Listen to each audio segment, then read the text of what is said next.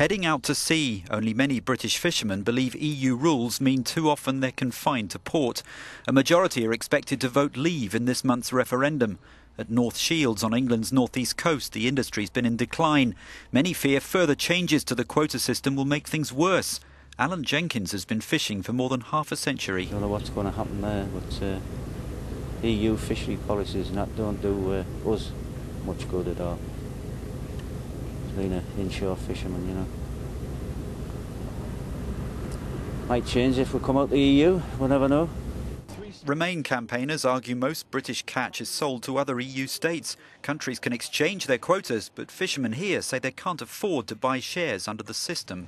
The EU's doing nothing for the fishermen here. They cut down the quotas. It's based on a quota system, and they're just not allowed to go out and fish. And yet French fishermen can come in and Spanish fishermen can come in and they can all just take the fish around British waters. So what's that all about?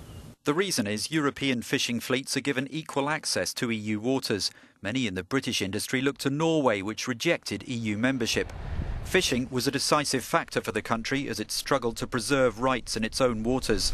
Many argue being outside the EU has left them better off.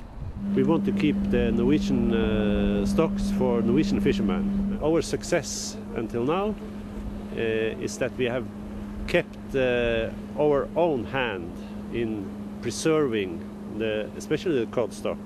If we compare to what's happening in the North Sea and the EU area, especially in the UK, around the UK, we can see the fishing stock is not taken good care of.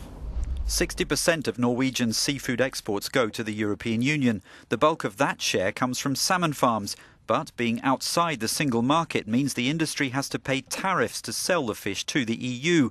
Cheap for whole fish, but high tariffs levied on smoked salmon mean fish is sent to Poland or Germany to be processed.